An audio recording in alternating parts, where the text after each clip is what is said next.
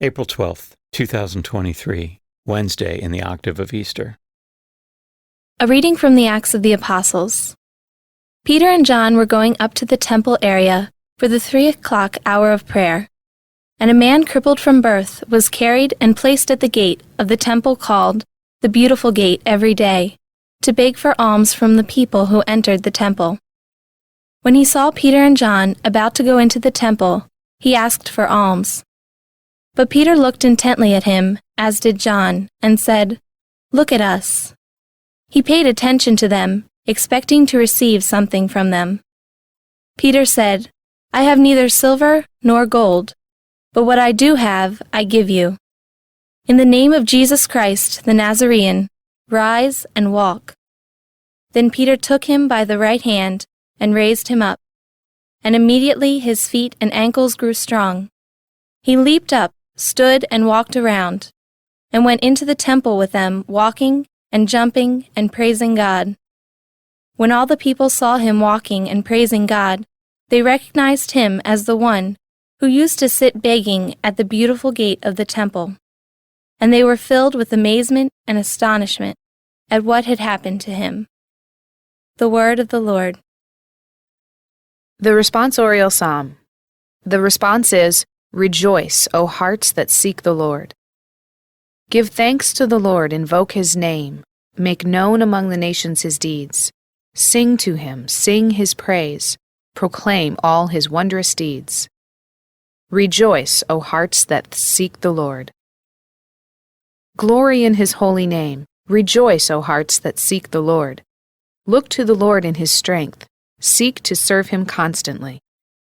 Rejoice, O hearts that seek the Lord. You descendants of Abraham, his servants, sons of Jacob, his chosen ones. He, the Lord, is our God. Throughout the earth his judgments prevail. Rejoice, O hearts that seek the Lord. He remembers forever his covenant, which he made binding for 1,000 generations, which he entered into with Abraham, and by his oath to Isaac. Rejoice, O hearts that seek the Lord. A reading from the Holy Gospel according to Luke. That very day, the first day of the week, 2 of Jesus' disciples were going to a village 7 miles from Jerusalem called Emmaus, and they were conversing about all the things that had occurred. And it happened that while they were conversing and debating, Jesus himself drew near and walked with them, but their eyes were prevented from recognizing him. He asked them, "What are you discussing as you walk along?" They stopped, looking downcast. One of them, named Cleopas, said to him in reply, "Are you the only visitor to Jerusalem who does not know of the things that have taken place there in these days?" And he replied to them, "What sort of things?" They said to him, "The things that happened to Jesus the Nazorean, who was a prophet mighty in deed and word before God and all the people. How our chief priests and rulers both handed him over to a sentence of death and crucified him. But we were hoping that he would be the one to redeem Israel. And besides all this, it is now the 3rd day since this took place.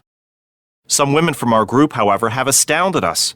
They were at the tomb early in the morning and did not find his body.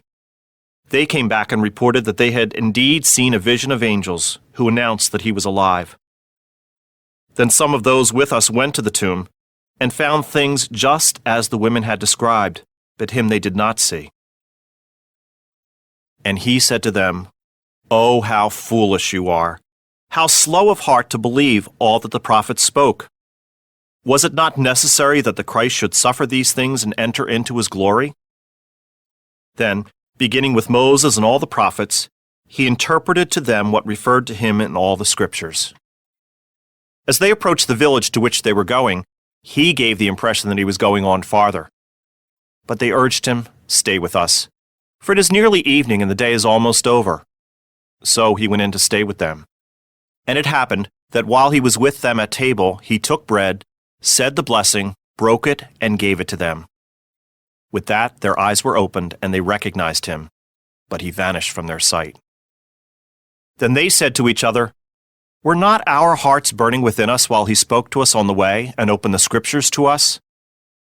So they set out at once and returned to Jerusalem, where they found gathered together the 11 and those with them who were saying, "The Lord has truly been raised and has appeared to Simon." Then the two recounted what had taken place on the way and how he was made known to them in the breaking of the bread. The Gospel of the Lord.